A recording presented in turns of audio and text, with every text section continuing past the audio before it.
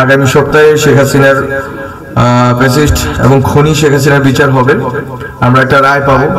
এটা আমাদের শহীদ যারা হয়েছেন তাদের পরিবারকে অবশ্যই তাদের একটা একটা ব্যথার উপশম হবে, তারা যেই কষ্টের ভিতর দিয়ে যাচ্ছেন। এর সাথে সাথে আরো অনেকেরই ট্রাইব্যুনালে বিচার কাজ চলতেছে, ট্রাইব্যুনাল অ্যাক্টিভ আছে এবং ট্রাইব্যুনালে আশা করি যে যারাই যেখানে যেখানে আমাদের ছাত্র এবং ছাত্র জনতাকে হত্যা এবং খুনের সাথে জড়িত ছিলেন, গুমের সাথে যারা জড়িত ছিলেন, এর আগে এক্সট্রা জুডিশিয়াল কিলিং এর সাথে জড়িত ছিলেন, সবারই বিচার হবে এবং পরবর্তী সরকারে যারা আসবেন সবাই এই বিচারের কার্যক্রমে এগিয়ে নেবেন।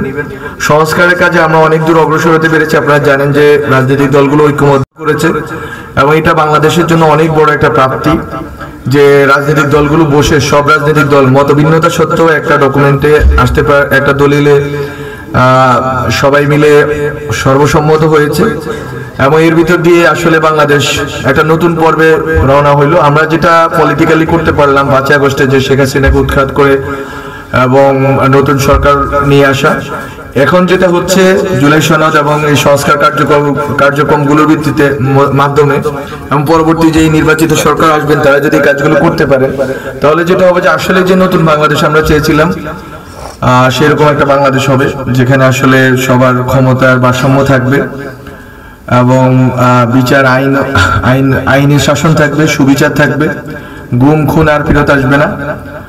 তো আমরা যেই নতুন বাংলাদেশ চেয়েছিলাম, আমাদের শহীদ পরিবার, শহীদরা যেই বাংলাদেশ চেয়েছিল, আমাদের আহত যারা হয়েছে, যারা অঙ্গহানি হয়েছে, চক্ষু হারিয়েছে, তারা যে বাংলাদেশ চেয়েছিল ওই বাংলাদেশ আমরা পাবো। তো আমাদের আসলে আমার ব্যক্তিগতভাবে আমার কমিটমেন্টের জায়গাটা বাংলাদেশ, সারা বাংলাদেশের সকল জনগণ এবং আমাদের এই জুলাই গণ অভ্যুত্থানে যারা শহীদ আহত হয়েছেন সেই পরিবারের কাছে আমরা কমিটেড, যারা আন্দোলনে অংশ নিয়েছেন তাদের প্রতি আমরা কমিটেড। কিন্তু আমি যেহেতু এই এলাকার সন্তান, সেই হিসেবে আমি যতটুকু ক্ষুদ্র আমার সামর্থ্যের মধ্যে যতটুকু এটা আমি করেছি। আমি আর কিছুদিন সময় আছে হয়তো আমার সামনে, আমি আরো করার চেষ্টা করে যাব।